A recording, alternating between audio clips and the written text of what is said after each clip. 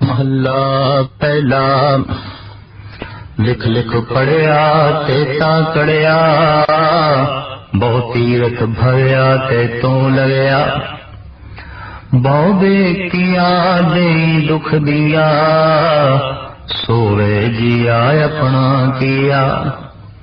अन्न खाया साध गवाया, बहु दुख पाया दूजा भाया। वस्त्र न पैरे पहन चेहरे, मोन विगोता क्यों जागे गुर बिन सूता। पग उपे ताना अपना किया कमाना, अलमल खाई सिर छाई पाई। मूर्ख अंधे पत गवाई, ऋण नावे किछ ठाए ना पाई। रहे बेबानी मड़ी मसानी, अंध न जाने फिर पछतानी। सतगुर भेटे सो सुख पाए, हर का नाम मन वसाए। नानक नदर करे सो पाए, आ संदेशे तेने केवल। हमें सबद जलाए पौड़ी, भगत तेरे मन भाव दे। दर सोहन कीरत गाव दे, नानक कर्मा बाहरे। दर ढो न लैनी धाम दे। एक मूल न बुझन अपना, अणहोंदा आप गणाए दे। होंदा दी का नीचदा, और उत्तम जात सजाए दे। तिन मंगा जे तुझे ध्यान दे, तिन मंगा जे तुझे ध्यान दे।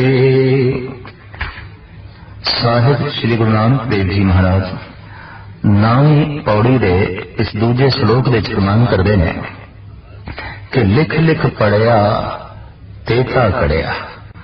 जितना पढ़ा लिखया होया, लिखदा रहा, पढ़दा रहा, उतना ही कड़ गया, उतना ही अहंकार हो गया। धर्म दे जितने चिन्ह, जितनियां साधना ने, जितने कर्म ने, उन्हां विच इह भी कर्म है ते बाकी सारे कर्मां दी लगातार हर पंक्ति च गुरु नानक देव जी महाराज गिनती करते हैं कि सिरमौर कर्म वही है जो ईश्वरी याद है। समुचे गुरु ग्रंथ साहब जी महाराज विच गुरु नानक की सारी बाणी उसी कर्म नूं वास्तविक धार्मिक कर्म मनदी है जो ईश्वर की तरफ रुचियां नूं मोड़ देवे, जो ईश्वरी याद नूं पैदा कर देवे। चाहे वह कर्म कुछ भी है, अगर कीती हुई पूजा ने ईश्वरी सिमरन नूं जन्म नहीं दिता तो पूजा व्यर्थ। पढ़ी हुई नमाज ने अगर खुदा नाल जोड़िया नहीं तो नमाज व्यर्थ। कीते हुए कीर्तन ने अगर रब्बी उमंग नहीं पैदा की तो कीर्तन सुनिया, कीर्तन कीता व्यर्थ। परमात्मा की विचार कीते होया अगर करतार चेते नहीं होया, विचार विचों करतार का जन्म नहीं होया तो कीती हुई विचार, सुनी हुई विचार व्यर्थ। इस वास्ते गुरु नानक दे आले दुआले दरअसल बहुत सारे लोगों का इकट्ठ नहीं हो सकिया। गुरु नानक दे बचन एक जलदे हुए अंगारे ने जो वहम तोमात नूं साड़ के राख कर देंदे ने। सतगुरु के कोल बैठना बड़ी औखी गल है। हाँ, लोकी बुझी हुई राख दे कोल बैठ सकते हैं, ऐसी राख जो शायद मैला ही करेगी, कुछ मैल नूं धोवेगी नहीं। कंचन सोने की मैल खोट कढ़न लई अग ही चाहिए, हिरदे की खोट कढ़न लई कोई बखदे हुए बचन ही चाहिए ने, कोई जलदे हुए बचन ही चाहिए ने, शुद्ध बचन चाहिए ने जिन्हां विच कोई तपश होवे, सोज होवे, जो अंदर की खोट नूं कढ़ के परे सुट देन। आम दार्शनिक लोग ऐसा कहते हैं कि गुरु नानक देव जी महाराज के आले दुआले दुनिया इतनी कट्ठी क्यों नहीं हो सकी। नौखंड पृथ्वी का इतना वड्डा भरमन, प्रचार का इतना वड्डा सतगुरुदेव जी महाराज ने वातावरण बनाया, इतनी मेहनत की थी, फिर भी आले दुआले बहुती दुनिया करनी इकट्ठी हुई। सतगुरुदेव बचन राख नहीं, बखदे अंगारे ने, शोले ने। इते झूठ नूं जला के रख देंदे सन, पखंड नूं उघाड़ के रख देंदे सन। कहण नूं ते देखण नूं ते मनक भागो ब्रह्म भोज कर रहे। हजारां मनुख आए ने साधारण ब्रह्म भोज दे नाले साधु सन्यासी भी आए ने, ब्राह्मण भी आए ने। चारों पासे जय जयकार हो रही है, बहुत वड्डा ब्रह्म भोज हो रहा है। कहते ने मनक भागो दे कंन विच किसी ने खबर पाई भी नानक नाम का भी एक साधु आया है, आखो ते उन्होंने भी नौता दे दी है, उन्होंने भी बुलाई है। मनक भागो ने कहा हाँ, जब मैं ब्रह्म भोज करने सारे साधुओं ने बुलाया है तो क्यों रह जाए, बुलाओ। कहते ने जब एहलकार गुरु नानक नूं बुलाण लई गए ने, सतगुरु इनकारी हो गए। कहने लगे नहीं, ये ब्रह्म भोज थोड़ी है, ये तो ठगी है, ये तो धोखा है। ये उस मनुख का धोखा है जो दुनिया नूं धोखा तो देंदा रहा, हुण दीन नूं धोखा देंदा है। संसार नूं ते धोखा देंदा रहा, हुण निरंकार नूं धोखा देंदा है। बंदियां नूं ते धोखा देंदा रहा, हुण खुदा नूं धोखा देंदा है। पर इनू कौन दसे तू संसार नूं धोखा दे सकदा है, निरंकार नूं नहीं। कि जिथे निरंकार नूं धोखा नहीं दिता जा सकदा, जो निरंकार नूं जाणदे ने समझदे ने उन्हों भी धोखा नहीं दिता जा सकता। कहते ने ये वचन जब मलक भागो दे कंन विच पए तां ओ आप बुलाण लई आया। कहने लगे नहीं महाराज आप चलो। सतगुरुदेव जी महाराज कहने लगे देख ले, सानू ले जाण विच खतरा ही खतरा है। जो तू छुपा के रखे है मैं तो सब प्रगट कर देंगा। सोने के अंदर ही खोट छुपी पई होंदी है। अग सोने ने एक पासे करके खोट वख कर देंदी है, खोट नूं अलग कर देंदी है। शायद कहने देख ले, जो कुछ तू छुपा के रखे है मैं तो उघाड़ के रख देंगा, मैं तो पर्दे एक पासे कर देंगा और तेरे सामने तेरी असली तस्वीर रखांगा। शायद इसे ਲਈ अवतारी पुरुषां नूं गुरु जनां नूं दर्पण आख्या गया। दर्पण शीशा, अगले की सही तस्वीर सामने रख देनी। जो शीशा असीं देखते हैं ये साडे सिर्फ शरीर की तस्वीर सामने रखता है, जमीर की नहीं। तन की तस्वीर सामने रखता है, मन भी नहीं। गुरु दे बचन ते गुरु ऐसा है वो ते दर्पण है, जमीर की तस्वीर सामने रख देता है, मन की तस्वीर सामने रख देता है। शायद जिन्हां दे मन बड़े मलीन सन, जिन्हां दे मन बड़े कठोर सन, जिन्हां दे मन दिल दिमाग पत्थर की तरह सन, वो पत्थर इन्हां शीशियां नूं तोड़दे ही रहे हैं। आद काल तो ऐसा देखने दे चाह रहा है। कोई ईसा सूली ते टंगे हुआ है, कोई सुकरात जहर का प्याला पी रहा है, कोई शांति एकता ते मिठास का मुजस्समा गुरु अर्जन देव जी तत्ती तली ते बैठा है। कोई दहली दे चांदनी चौक दे शहीद हो रहा है। हैरानगी की गल है कि इस तरह के ये महान मनुख सूली ते ने, जेल विच ने, तत्ती तली ते ने, जहर पीण ते मजबूर हो रहे ने। दरअसल दर्पण की तरह सन, ऐसे शीशे जो अगले की तस्वीर उसके सामने रख देंगे सन। कि जब तस्वीर सामने रखी थी, तस्वीर भयानक, तस्वीर डरावनी, उन्होंने अपनी डरावनी तस्वीर नूं ते ना सुधारिया, शीशा ही तोड़ के रख दिता ताकि साड़ी भयानकता साडे सामने ना आवे। ते संत ते वही है जो दर्पण है, अवतार ते वही है जो शीशा है, अगले की तस्वीर अगले के सामने रख ले। इस वास्ते वो बंदे चंगे लगते ने जो साड़ी माड़ी तस्वीर के उत्ते पर्दे पाई जान। वो मनुख बहुत चंगे लगते ने, प्यारे लगते ने। ते जदों कोई ऐसा आ जाए पर्दे चुक के एक पासे कर दे ते आखे तेरी असली सूरत ये है, वो नहीं चंगा लगता। गुरु नानक देव जी महाराज ने कह दिता, जितनी तू अपनी जमीर नूं, मन नूं, अपने अंतरीव नूं छुपाया है अनेका पर्दियां दे नाल, किधरे ब्रह्म भोज नाल, दान नाल, पुन नाल, मैं सारे एक पासे करके तेरी असली तस्वीर तेरे सामने रख देंगा। मैं नहीं आवना, मैं तो इस लालो दे घर का कोदरा ही खाना है। सतगुरुदेव जी महाराज एक किरती ते अत्यंत मुफलिस भाई लालो दे घर मेहमान बन के ठहरे हुए सन। लालो कहता महाराज अज साडे घर खीर बनी है, पूरियां बनिया ने, तरह तरह के होर मिष्टान पकवान बने ने, 36 प्रकार का भोजन बनया है, आप जरूर छको। इस गरीब मुफलिस घर में थानू की मिलना है। साहब कहने लगे तेरी रोटी च जो स्वाद है वो तेरे 36 प्रकार के पकवाना विच नहीं है। मन को भागो कहने ने ऐसा हो नहीं सकता, इस रोटी च ऐसा की है। तो सतगुरु ने लालो की रोटी हाथ में चुक ली, आखिर चल ब्रह्म भोज जिथे भंडारा चल रहा से इत्थे पहुंचे। सतगुरु के अगों थाल विच 36 प्रकार के जब भोजन रखे गए तो महाराज एक पासे मलक भागो दियां पूरियां हाथ विच लेंदे ने, एक हाथ विच लालो दी कोदरे की रोटी लेंदे ने, दोहां नूं जोरदार निचोड़दे ने। एक विचों दुध निकलिया, एक विचों खून निकलिया। सतगुरु कहने लगे मलक भागो मैं खून नहीं पी सकता, मैं दूध ही पी सकता। मैं मलक भागो दे कोदरे की रोटी खा सकता, तेरे 36 प्रकार के पकवान नहीं। याद रखे गरीबां दे खून दे नाल ही ये तू ब्रह्म भोज कर रहे हैं, ये तू दान कर रहे हैं, अपने आप को पुनीत कहला रहे हैं। कि जिहड़ा भंडारा गरीबां दे खून दे आसरे ते चल रहा है उन्होंने किस तरह धार्मिक कर्म आखोगे। साहिब श्री गुरु नानक देव जी महाराज ने पखंड का यह भांडा फोड़ के जह रख दिता। इस वास्ते इस तरह के जिहड़े पुरुष ने उन्होंने आले दुआले कोई बहुत वड्डा समूह नहीं होता, बहुत वड्डा इकट्ठ नहीं होता, क्योंकि बचन बहुत जलदे हुए अंगारे ने झूठ नूं पखंड नूं साड़ के सुआ कर देंगे।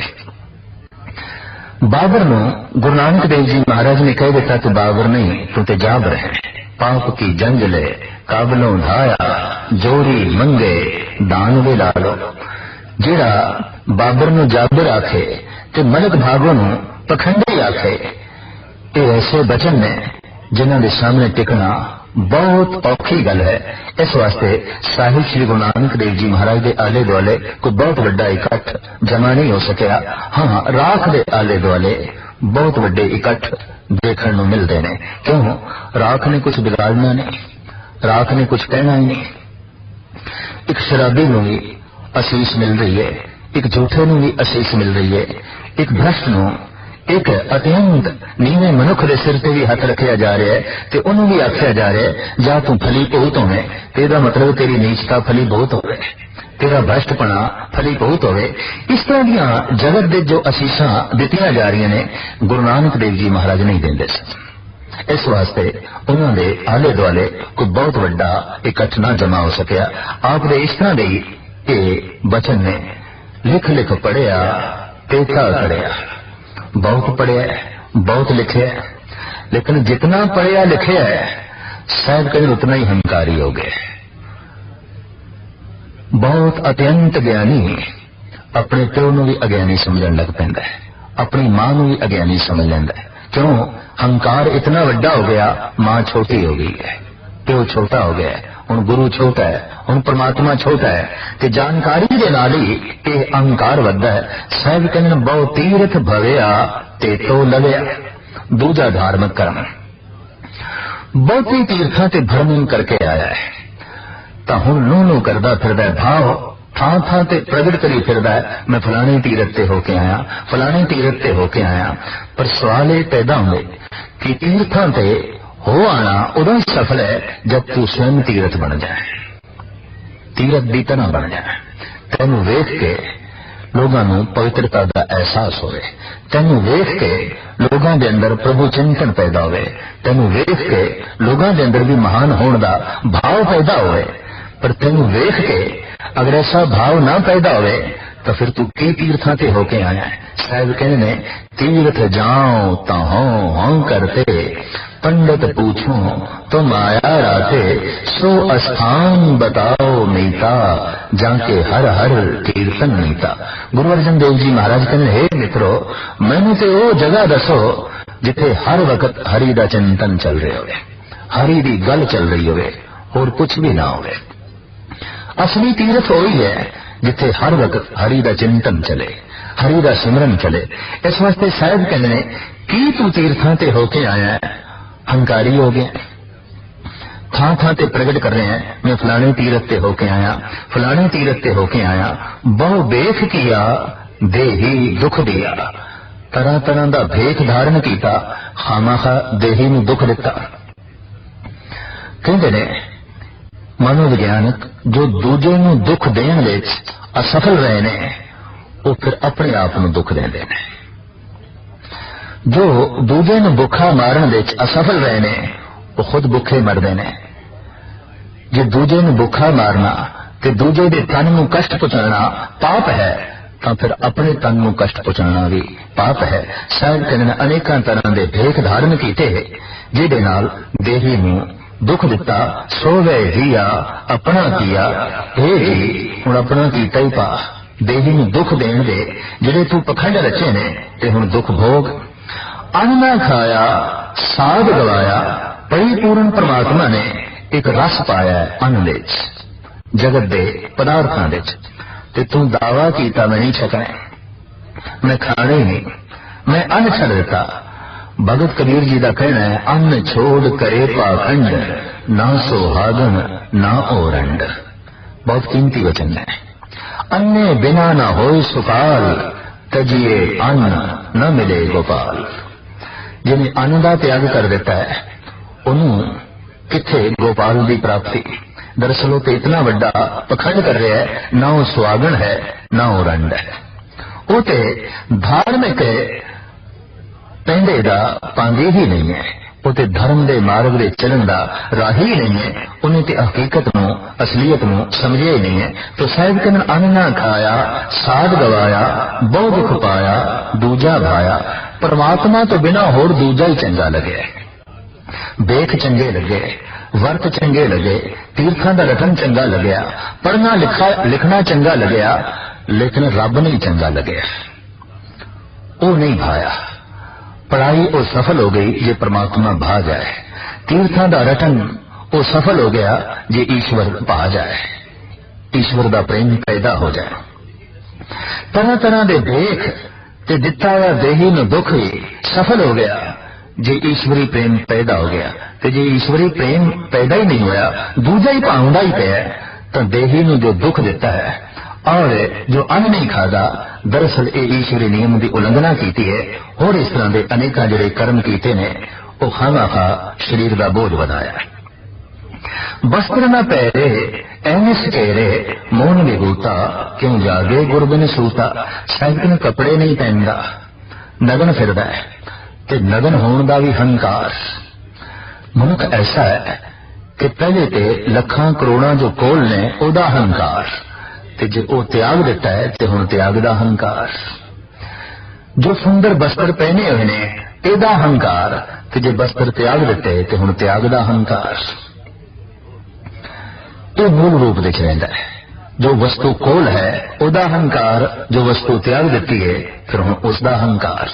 जब मनुख कहता है कि मैं लखां नूं लत मार के सन्यासी बनिया, तो कहना पैंदा है ढंग नाल लत नहीं मारी, लत नाल ही चंबड़ के रह गए ने। तां ते जिक्र किया जा रहा है, वरना कोई मनुख अपने घर विच कूड़ा करकट कढ़ के बाहर सुट देवे तो ढंडोरा थोड़ी पिटदा पिया कि मैं अज घर विचों कूड़ा करकट इकट्ठा करके बाहर सुटिया। इसका ढंडोरा पिटण की लोड़ नहीं पैंदी, इसका बखान करने की लोड़ नहीं पैंदी। अगर तू एक गलत नाजायज कोई गंद समझिए ते हिरदे चो कढ़िए, ओदा ढंडोरा कादा पिटना, ओदा शोर शराबा कादा। ये शोर शराबा ही दसदा है कि तेनू मिलिया कुछ नहीं, तेनू प्राप्त होया कुछ नहीं। शायद दिन रात जलदा फिरदा हंकार विच, कहंदा मैं ते कपड़े पहनदा ही नहीं, खामखा दुख उठा रहा है सर्दी का गर्मी का। मौन भी गुरता क्यों जागे गुरबिन सूता। लंबा मौन धारण किया है, बोलना ही नहीं।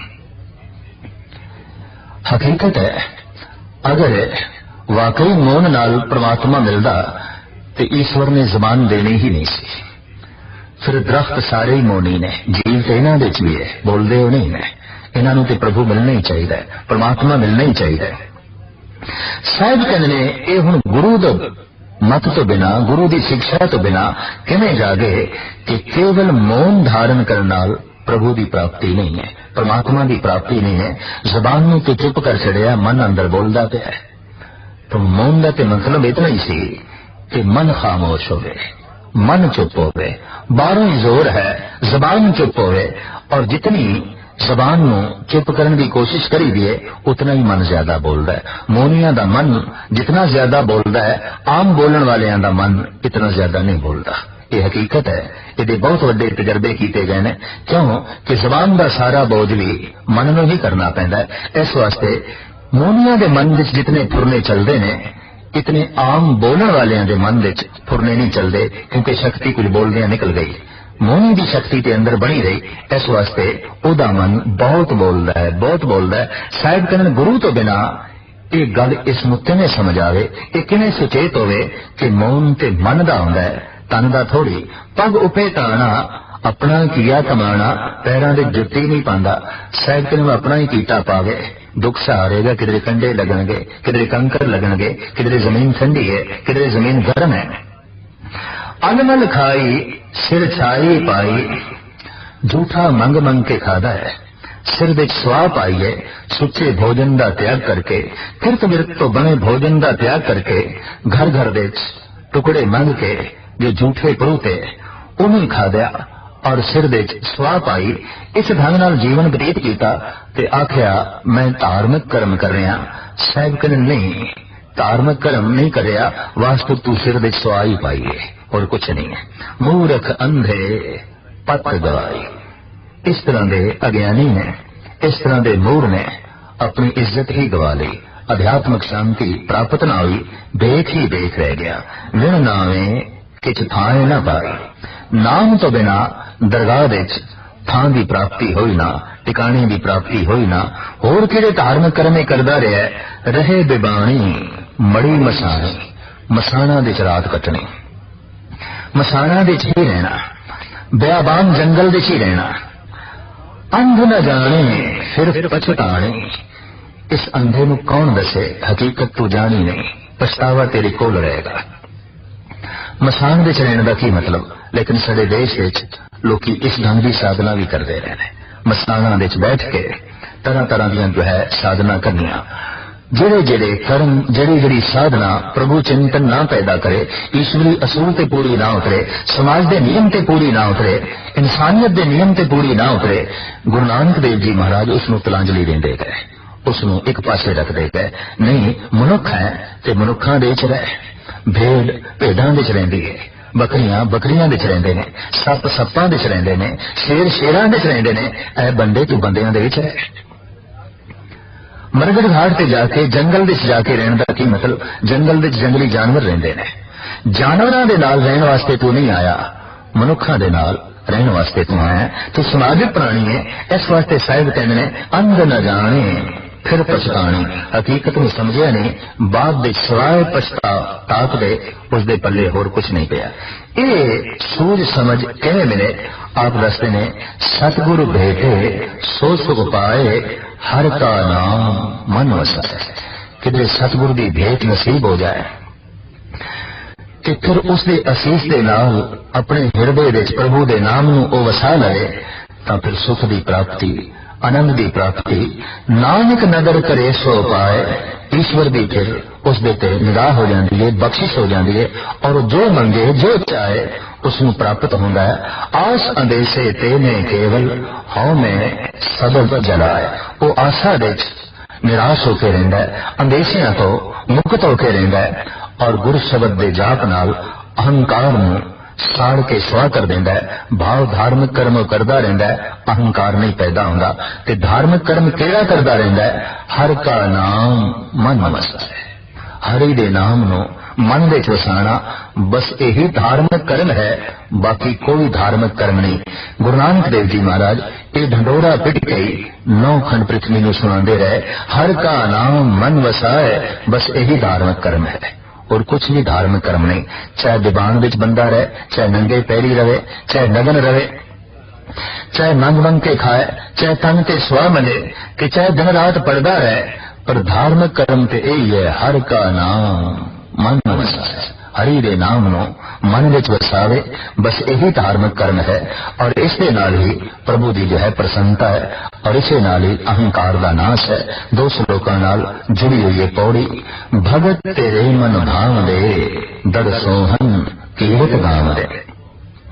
हे परिपूर्ण परमात्मा, भगत तैनू भावदे ने, भगत तैनू चंगे लगदे ने। भगतां दे तू नेड़े है। भगतां दी महिमा बहुत अपरम अपार है, क्यों कि भगत भगवान दे नेड़े है। भगतां कोल भगवान दी प्रसन्नता है, भगतां कोल प्रभु दी कृपा है, प्रभु दी बख्शिश है। वो पात्र बन गए ने। भगत का मतलब है उन्हें इतनी योग्यता संजो लई है कि प्रभु दी बख्शिश दे पात्र बन गए ने, ओदी रहमत ओदी बख्शिश दे ओ मालिक बन गए ने। सब कहते ने हे परिपूर्ण परमात्मा, भगत तेरे मन भावदे, तेरे मन में भी चंगे लगते ने। कौन भगत? तेरे भगत दर सोहन कीरत गावदे, जो अठे पैर कीर्ति गायन कर रहे हैं, तेरा जस गायन कर रहे हैं। तेरे दर पे बैठ के, दर पे बैठ के भाव कीर्ति कर देना, तेरी याद विच बैठे ने। याद विच बैठना ही दर पे बैठना है।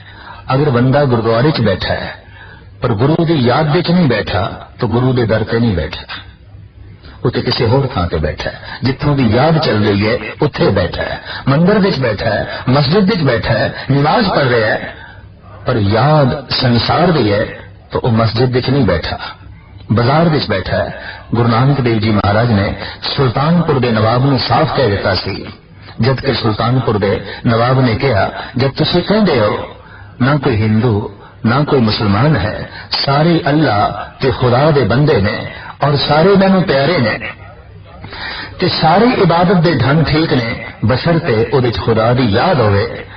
तो सुल्तान ने कहा, अगर ऐसी गल है तो चलो मेरे नाल नमाज पढ़ो।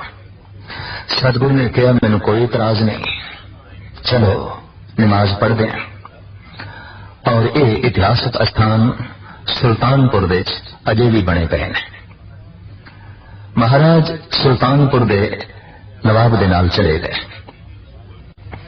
लेकिन हकीकत है जैसे सुल्तान नमाज पढ़ने लगा सतगुरु खड़े ही रहे। तो सुल्तान किसी किसी वक्त अख खोल के देखता है कि गुरु नानक नमाज नहीं पढ़ रहे, न बैठ रहे ने, न उठ रहे ने, न सजदा कर रहे ने। कहने नमाज पढ़ने तो बाद नवाब औखा होया, आखन लगा, महाराज तुसीं कहा सी मेरे नाल नमाज पढ़ोगे पर पढ़ी नहीं। सतगुरु कहने, मैं तो अपने कौल ते कायम हां, तेरे नाल नमाज पढ़नी सी पर तू चूंकि पढ़ी नहीं तो मैं हुण किस दे नाल पढ़ा। हैरान होके सुल्तानपुर दा नवाब कहंदा है, ये किस तरह हो सकता है, मैं तो नमाज पढ़ी है। नहीं, तू अपने घर विच सी, घोड़ी ने वछेरा दिता है कि तू इस ख्याल दे सी घर विच जिहड़ा टोया है उहदे च गिर ना जाए, उहदी लत ना टुट जाए। तू ते घोड़ी नूं याद कर रहा सी, घोड़ी दे वछेरे नूं याद कर रहा सी, खुदा नूं थोड़ी याद कर रहा सी। मैं तो हुण उस दे नाल नमाज पढ़नी है जो खुदा नूं याद करे, जो ईश्वर नूं याद करे, जो परमात्मा नूं याद करे। तो शायद कहंदे ने परमात्मा नूं ओही भगत चंगे लगते ने जिहड़े उसके दर ते बैठ के उहदी कीर्ति गायन करते ने। भगत तेरे मन भावदे, दर सोहन कीरत गावदे, नानक कर्मा बाहरे, दर ढो न लैनी नाम दे। उहदी बख्शिश तो बिना, उहदी रहमत तो बिना उहदे दर दे ते लोकी थां नहीं पांदे और इस तरीके नाल भटकदे ने, धक्के खांदे ने। एक मूल ना बुझन अपना अणहोंदा आप गणाएंदे। मूल ते समझिया नहीं, अपनी हस्ती में तो समझा नहीं, तू कुछ है कि कुछ भी नहीं, लेकिन बहुत वड्डा अपने आप में जनाने की कोशिश करते हैं। असी महान हाँ, असी ए हाँ, असी ए हाँ। सब कहने इस तरीके दे नाल भी ये लोग अपनी पथ गवांदे ने। हम ढाडी का नीच जात और उत्तम जात सजाए दे।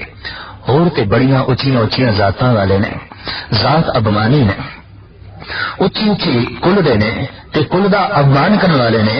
हे प्रभु, मैं ते तेरे दर दा एक नीच ढाडी हां, गायक हां, गान वाला, तेरी उस्तति करने वाला, तेरी कीर्ति करने वाला एक नीच ढाडी हां। ते मेरी मंग है तिन मंगा जे तुझे ध्याएंगे। मेरी मंग ये है जो तेरा चिंतन करते ने, जो तेन याद करते ने। हे ईश्वर, बस उन्हां दे दीदार, उन्हां दी संगत करा। जो अठे पैर तेरा चिंतन करते ने, जो तेरे दर पे बैठ के सोभदे ने, दरसोहन कीरत गावदे, जिस ढंग की कीर्ति गायन कर रहे ने, तेरे दर की शोभा बने ने। ए प्रभु रहमत कर, मैनू उन्हां दे दीदार करा, मैनू उन्हां दे दर्शन करा। श्लोक महला पहला। पढ़ पढ़ गड्डी लदिए, पढ़ पढ़ भरिए साथ, पढ़ पढ़ बेड़ी पाइए, पढ़ पढ़ गड्डिए खात। पढ़ गए जेते बरस बरसे, पढ़िए जेते मास, पढ़िए जेती आरजा, पढ़िए जेते सास। नानक लेखे एक गल, होर हों में झखना झाक। आसा दीवार दी 9वीं पौड़ी, जिस दे पहले पातशाह जगत गुरु बाबा साहिब श्री गुरु नानक देव जी महाराज 2 श्लोक जो पौड़ियां दे नाल जोड़े ने, अगम्य विचार प्रस्तुत करते ने।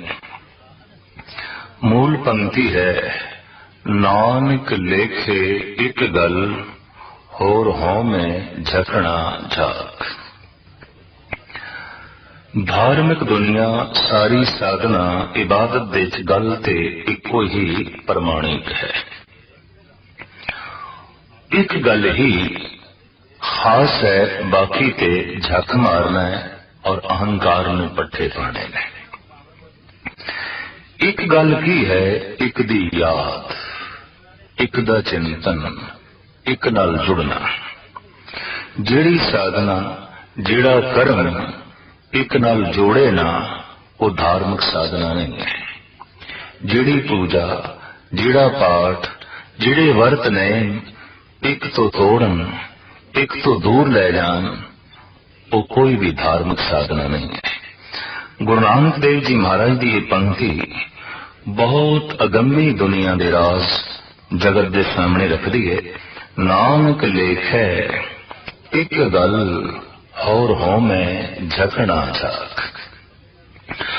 उस एक गल तो बिना जितना भी ज्ञान है वो अपने अहंकार नूं वधाना है। एक दा चिंतन होवे तां ज्ञान सहायक होंदा है, मददगार होंदा है। पर जे एक दा चिंतन नहीं, एक दी याद नहीं, एक दा सिमरन नहीं, तां ज्ञान ही अहंकारी बना देंदा है। और अहंकार विच जो कुछ भी कीता जाता है, साहिब कहते हैं सब कुछ झक मारना है। खास करके धार्मिक दुनिया विच ज्ञान की बड़ी प्रधानता है ते ज्ञान हासिल होता है पढ़ के। अगर ज्ञान हासिल कर लिया है, पढ़ पढ़ के बोध हासिल कर लिया है, लेकिन उसनों अमल दे च नहीं लियांदा, उन्होंने वरतों दे च नहीं लियांदा, तां एक पढ़िया होया सारे दा सारा ज्ञान ऐसा है जैसे भोजन छकिया है, उल्टी कर देती है, वोमिट कर देती है। छकिया होया भोजन अगर बाहर आ गया तो छकण का कोई फायदा ही ना रहा। छकिया होया ते ओही भोजन सकारत है जो पच गया है, जो शरीर दे जाके रस बने, मिंज बने, खून बने, शरीर की तवानाई बने, ताकत बने। पर जे उल्टी ही हो गया तो छकण की मेहनत भी व्यर्थ ते खामा खा उल्टियां की तकलीफ भी सहारी।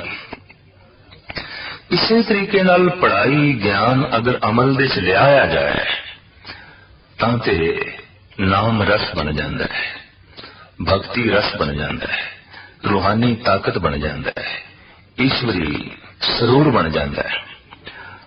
पर जे चिंतन ना होवे तां यही ज्ञान थकेवा अकेवा बन के हंकार दा फितूर बन जाता है। और ये फिर सब कुछ गुरु नानक देव जी महाराज कहते हैं ऐसा होता है जैसे झक ही मारी गई है। झक मारना वो होंदा है कीता बहुत कुछ है पल्ले कुछ भी नहीं पिया। इस वास्ते बहुत कुछ करके जब किसी नूं कुछ पल्ले नहीं पैंदा तो वह कहंदा मैं झक ही मारदा रहा, झक ही झकांदा रहा, मेहनत बहुत की थी, पुरुषार्थ बहुत कीता, पल्ले कुछ नहीं पिया। ते जब पल्ले ही कुछ नहीं पिया तो झक ही मारिया है, होर की। तो साहिब कहने उस एक दे चिंतन तो बिना, एक दी याद तो बिना, एक दे सिमरन तो बिना, एक नाल जुड़े बिना जितना ज्ञान है ये झक मारना है। ज्ञान हासिल करने का तरीका ते पढ़ाई है। तो महाराज कहने ने पढ़ पढ़ गड्डी लदिए, पढ़ पढ़ भरिए साथ, इतना पढ़िए कि किताबां नाल गड्डियां दियां गड्डियां लदियां जान। प्राचीन समय विच लोकी अपनी विद्या का ढंडोरा पिटण लई जद एक थां तो दूसरी थां ते जांदे सन तां ज्ञान दे तमाम ग्रंथां दे ढेर भी नाल लैके चलदे सन। ईरान दे आलम उठां दे उत्ते लद के चलदे सन। हिंदुस्तान दे विद्वान बैल गड्डियां दे उत्ते धर्म ग्रंथां नूं लद के एक शहर तो दूजे शहर, दूजे तो तीजे, तीजे तो चौथे पहुंचना। जद गड्डियां दियां गड्डियां धर्म ग्रंथां दियां लदियां होइयां कोई देखदा सी तां दुनिया कह उठदी सी बड़ा विद्वान आया है, बहुत वड्डा आलम आया है, इहदे नाल बहस करनी बहुत औखी है, इहदे नाल विचार वटांदरा करना बहुत औखा है। गज़ब दी गल ते यह है कि विचार सी परमात्मा दी प्राप्ति लई, लेकिन विचार भी जित हार दा कारण बन गई। विचार भी इस वास्ते हुण दूजे नूं हराना है ते मैं जितना है, ते जे तलवार भी इस वास्ते है मैं दूजे नूं जितना है। अगर विचार भी इस वास्ते है तो फिर विचार ते तलवार विच कोई फर्क रह नहीं जाता। तलवार अगले दा गला कटन लई गए, विचार अगले दा दिमाग कटन लई गए।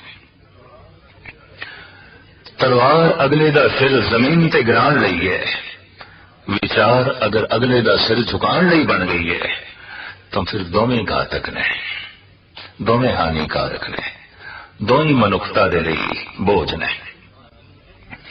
प्राचीन जमाने कोई तलवार लेके घूमदा सी दूजियां दे गले कटण लई, कोई विचार लेके घूमदा सी दूजियां दे सिर झुकाण लई। एक दौर सारी दुनिया विच ऐसा लंघिया जद बहस मुबासे बहुत होंदे सन, और जिस तरह तलवार दे धनी ऐलानिया कहंदे सन साडे नाल आके कोई मुकाबला करे।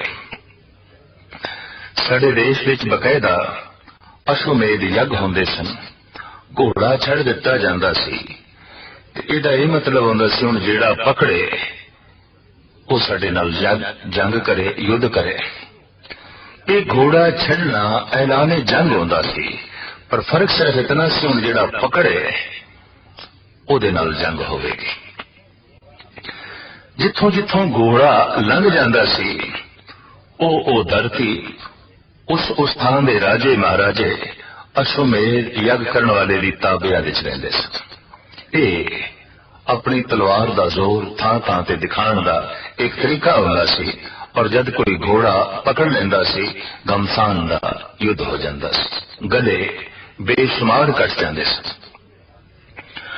तो मनुख दे हथ दे जद तलवार आई ते वो तलवार दा धनी बनिया तां उसने इस तो यह कम लिया कि गले कटने ने। ते जद बंदे कोल विचार आई, ये भी एक शक्ति सी, ये भी एक ताकत सी, तां हुण गले झुकाने ने, हुण सिर झुकाने ने। तो किसी का सिर झुकाना भी किसी का सिर कटना ही है, और कुछ नहीं। कट के भी सिर धरती ते पैंदा है, झुक के भी सिर धरती ते पैंदा है, और ये दोवें हिंसा ही है। चाहे हिंसा तलवार नाल कीती जाए, चाहे विचार नाल कीती जाए। देखण विच आया है कोई लिख के हिंसा करदा है, कोई बोल के हिंसा करदा है, और कोई तरह तरह दे फिलसफे विचारां दे नाल ਦੂਜਿਆਂ ਦੇ ਵਿਚਾਰ ਖੰਡਨ ਕਰਨ ਦੀ ਕੋਸ਼ਿਸ਼ ਕਰਦਾ ਹੈ, ਦੂਜਿਆਂ ਦੀ ਜ਼ਮੀਰ ਤੇ ਚੋਟ ਮਾਰਨ ਦੀ ਕੋਸ਼ਿਸ਼ ਕਰਦਾ ਹੈ। ਵਿਚਾਰ ਇਸ ਲਈ ਨਹੀਂ ਸੀ। ਵਿਚਾਰ ਤੇ ਸੀ ਇੱਕ ਜਲਦਾ ਹੋਇਆ ਦੀਪਕ, ਜਿਹਦੇ ਨਾਲ ਮਾਰਗ ਨੂੰ ਵੇਖਿਆ ਜਾ ਸਕੇ, ਘਰ ਵਿੱਚ ਚਾਨਣਾ ਹੋਵੇ। ਲੇਕਿਨ ਬਦਕਿਸਮਤੀ ਬਹੁਤ ਸਾਰੇ ਵਿਚਾਰਕਾਂ ਨੇ ਇਸ ਦੀਵੇ ਨਾਲ ਆਪਣੇ ਘਰ ਸਾੜੇ ਨੇ, ਲੋਕਾਂ ਦੇ ਘਰ ਸਾੜੇ ਨੇ। तो साहब कहते हैं पढ़ पढ़ गड्डी लदीए, पढ़ पढ़ भरिए साथ। जे धर्म ग्रंथां दियां, ज्ञान दी पुस्तकां दियां गड्डियां भी लद लईए,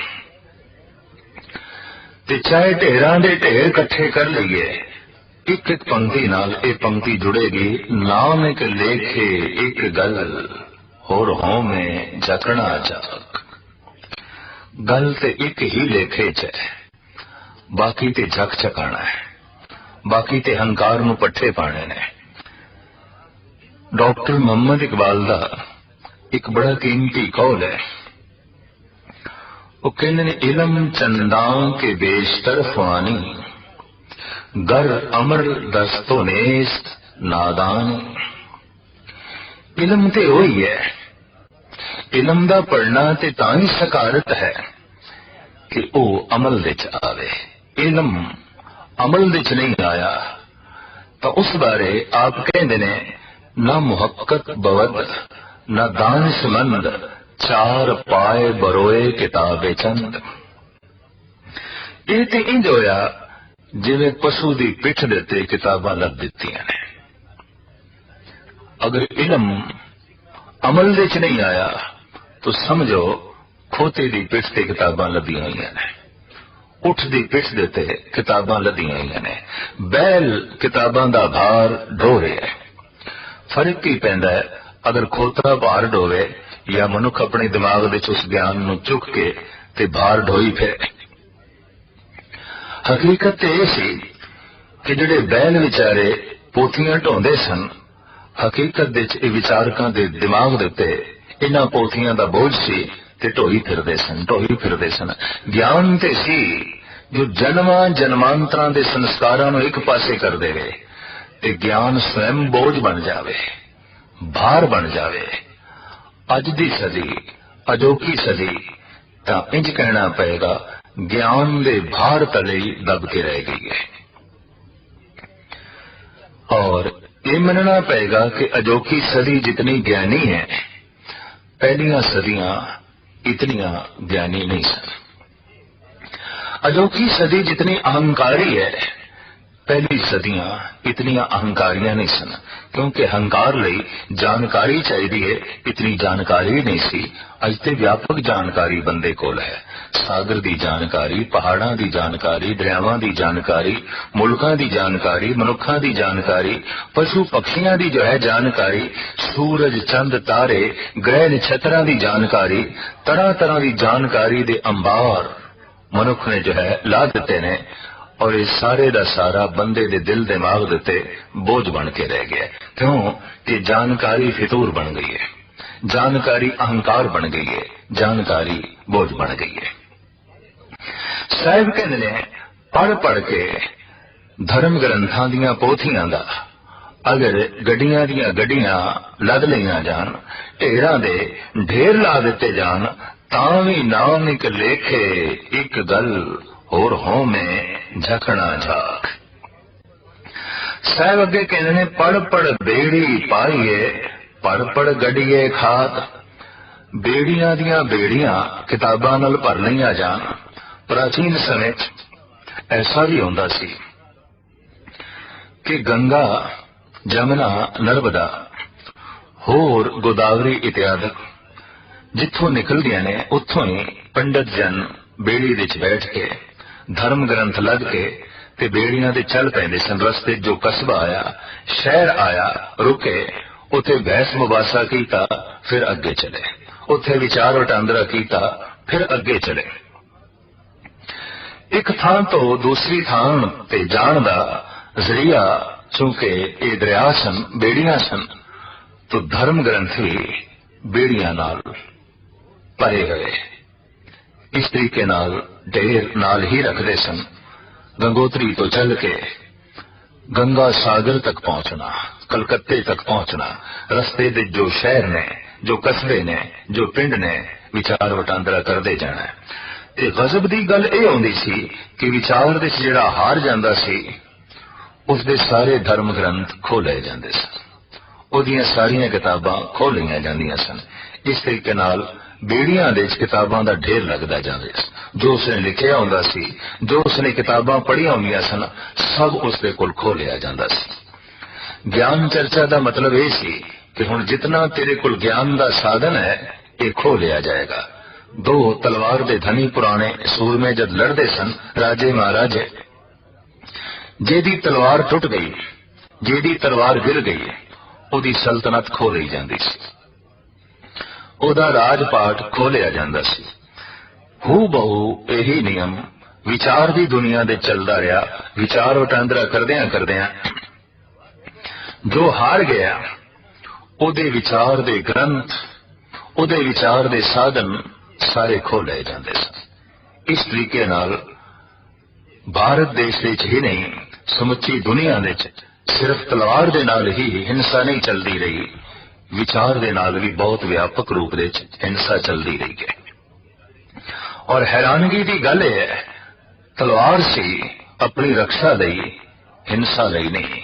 विचार सी अध्यात्मक उन्नति लई, किसी नूं हराण लई नहीं। लेकिन कोई तलवार दे धनी चल पे जित हासिल करने लई, कोई विचार दे धनी चल पे जित हासिल करने लई। कोई तलवार नाल एक दा गला कट के जमीन ते गिराई जांदा है, कोई अपनी विचार शक्ति नाल अगले दा गला झुकाई जांदा है, अगले दा सिर झुकाई जांदा है। और ये हकीकत है कि सिर कटना ते सिर झुकाना एक ही गल है। किसी दा सिर कट के जमीन ते गिरा देता है, ते किसी दा सिर इतना शक्तिशाली विचार पेश कीता है कि झुक गया है और झुकाया है। ये नीयत सी तो यह भी गला ही कटे है। बड़ी व्यापक रूप दे साडे देश दे तलवार दे नाल ते हिंसा होंदी रही, विचार दे नाल भी हिंसा होंदी रही, बड़ी प्रबल रूप विच। कहंदे ने कुछ मजहब इस ढंग नाल फैले कि उन्हां कोल तलवार सी और साफ कह दिता तलवार नेड़े है, तू सिर झुकाना है कि नहीं। तो तलवार नाल गर्दना झुकाइया गई थां थां ते, और इस तरीके नाल अपनी तलवार दे जोर दे नाल अपनी उम्मत वधाई गई। दूसरा दौ ऐसी विचार दी शक्ति, मेरे विचार ताकतवर ने, मेरे विचार शक्ति है, मेरे विचार बल है, तू मेरे विचार मनदा है या नहीं, जे नहीं मनदा तो मेरे नाल विचार वटांदरा कर। ते अगला ज्यों हार जांदा सी उहदे धर्म ग्रंथ खो लेने, उहदा सिर झुका देना। और इस तरीके दे नाल विचार दे आसरे ते व्यापक हिंसा चलती रही। साहिब श्री गुरु नानक देव जी महाराज उसे का ही पै जिक्र करते हैं, अगर पढ़ पढ़ के गड्डियां लद लईए, पढ़ पढ़ के किताबां दे ढेर इकट्ठे कर लईए, पढ़ पढ़ के पोथियां दे नाल इतना इस ढंग नाल विचरीए कि जिस बेड़ी विच बैठा एक थां तो दूसरी थां ते जाण लई वो बेड़ियां दियां बेड़ियां भी धर्म ग्रंथां दे नाल भरियां पईयां होण, खातियां दे खाते पूर दईए तां भी साहिब कहंदे नाम एक लेखे एक गल और होमे झटकना जाक। गल ते एक ही लेखे च लगेगी, और एक लेखे च गल की है, एक नाल जुड़ना, एक दा चिंतन, एक दा सिमरन, एक दी याद, एक दा बोध।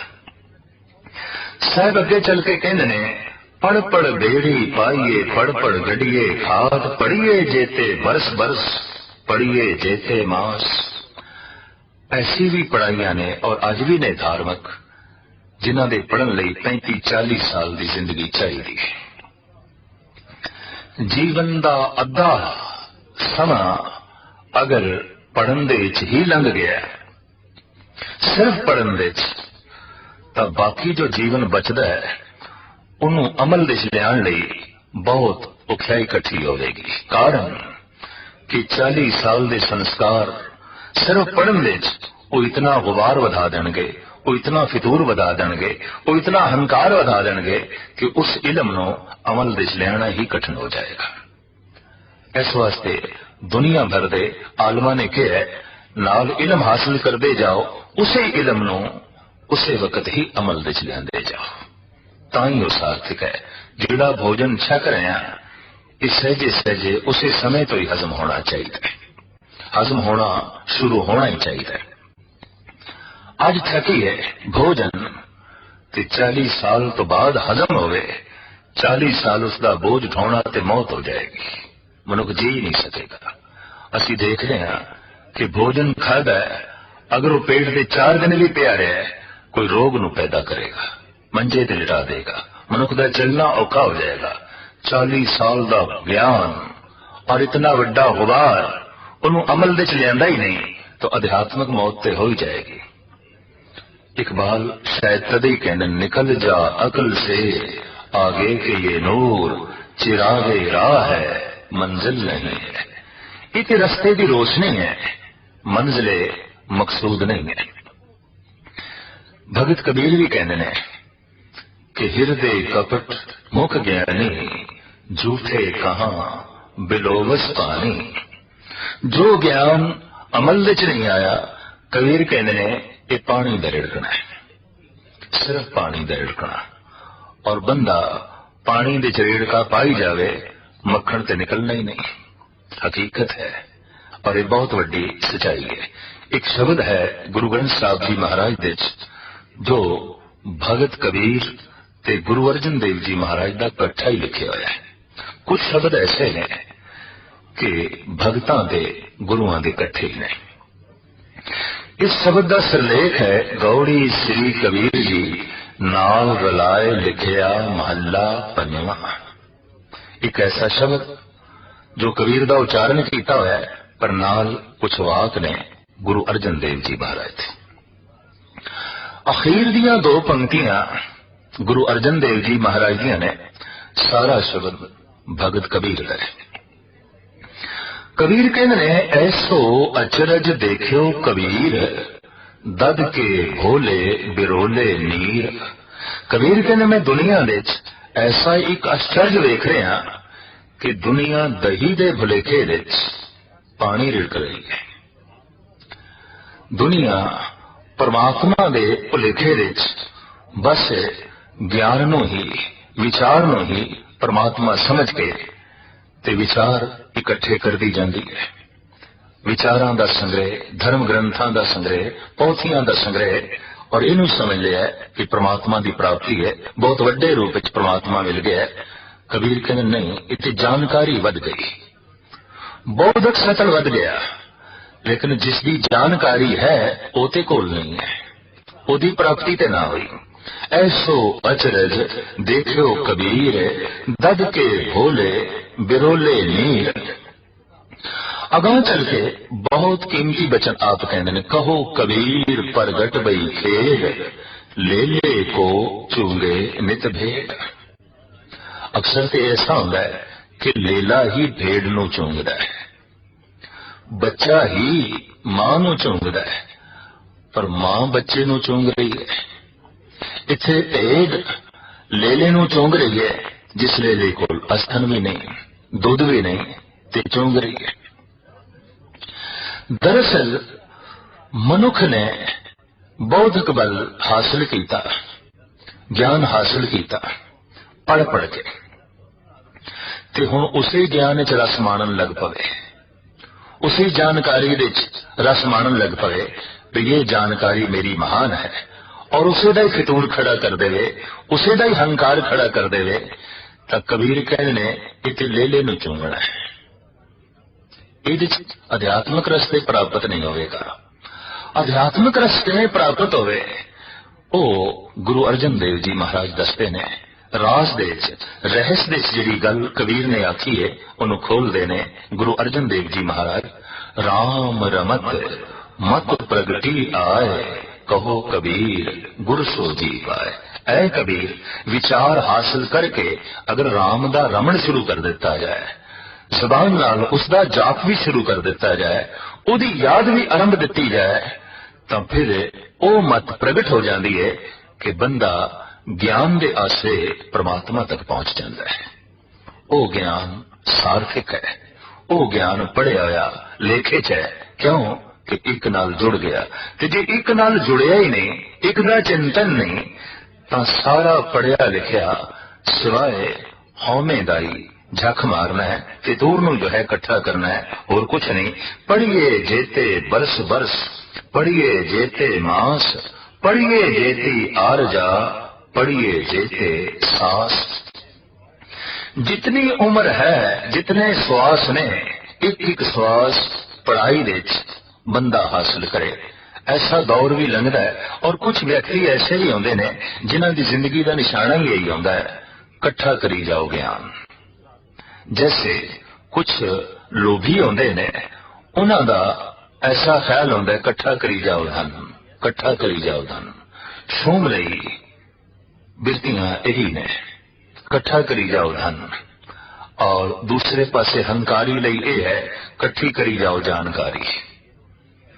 और ये हकीकत है कि हंकार ते जानकारी इकट्ठे ही रहते ने। तदी ते बंदा दावा करदा है तू कुछ नहीं जानदा, मैं बहुत कुछ जानदा। तैनू की पता है? मैनू सब कुछ पता है। हुण सब कुछ पता है, इस आसरे ते दूसरे नू इस ढंग नाल दिखाना कि तू कुछ भी नहीं जानदा, तू ते कुछ भी नहीं है। तेरी होंद की है? कुछ भी नहीं, क्योंकि तू कुछ भी नहीं जानदा, तैनू कुछ भी बोध नहीं है। तो इस तरीके नाल ज्ञान दूजियां नू नीवा करन दा बाइस बनया। ज्ञान अपने फितूर ते हंकार नू प्रगट करन दा जो है कारण बनया। जैसे शूम धन दी वरतों नहीं करदा, इस तरह हंकारी ज्ञान दी वरतों नहीं करदा। हंकारी अपने इलम ज्ञान नू वरतन दे च नहीं लियांदा, अमल दे च नहीं लियांदा। इलम दा अमल दे च लियाना लाजमी है। भोजन अगर हजम नहीं होया तो जहर बन गया है। इलम अगर अमल विच नहीं आया तो जहर ही बन गया है। अगर अमल दस तो नेस नादानी, फिर नादानी है ये बहुत वड्डी। अगर इलम अमल विच नहीं आया तो शायद कहने जितनी जिंदगी है, जितने श्वास ने, ये सारी पढ़ाई दे ही लीन कीते जान, तां भी महाराज कहंदे ने ये गल सार्थक नहीं होगी। क्यों? नानक लेखे एक गल होर हो में झकना जाग। कहते ने साहिब श्री गुरु नानक देव जी महाराज नू जब गोपाल पांडे को बिठाया गया, तां गोपाल पांडे ने आप नू ऊड़ा लिख के दिता। ते सतगुरु कहते ने इहदे अर्थ दसो, इहदे मैने दसो, ये ऊड़ा किस दिशा का संकेत करता है? तो गोपाल पांडा कहते ने कि ऊड़े दे कोई अर्थ नहीं है, एक अखर दे कोई अर्थ नहीं ने। दो चार अखर मिलके जब पूरा शब्द बनते ने ओदे अर्थ होंदे ने, एक अखर दे कोई अर्थ नहीं ने। ये ऊड़ा बेमैनी है। गुरु नानक खड़े हो गए, कहने लगे फिर मैं बेमैनी अखर नहीं पढ़ने, मैं तो वो अखर पढ़ने ने जिन्हां दे मैंने होन। मैं वो अल्फाज पढ़ने ने जो किसी दिशा की तरफ संकेत करन। सतगुरु ने साफ कह दिता, मैनू ओ ज्ञान चाहिए है जो एक नाल जोड़े, मैनू ओ विचार चाहिए ने जो एक नाल जोड़े। बाकी अगर ज्ञान ने अनेकता नाल जोड़े, फितूर ते हंकार वधाया है, तो साहब कहते ने ये झक मारना ही है। सारा दिन कम धंधा कीता है, वटक कुछ नहीं हुई। बंदा कहता है सारा दिन मैं झक मारदा रहा, पल्ले कुछ नहीं पिया। कई विचार जीवन भर झक मारते रहने ने। बहुत विचार इकट्ठे कीते, बहुत विचार इकट्ठे कीते, पर विचारां दे चों करतार नहीं पैदा होया, निरंकार नहीं पैदा होया। इस वास्ते शायद कहंदे ने नानक लेखे एक गल होर हों में झकना जा।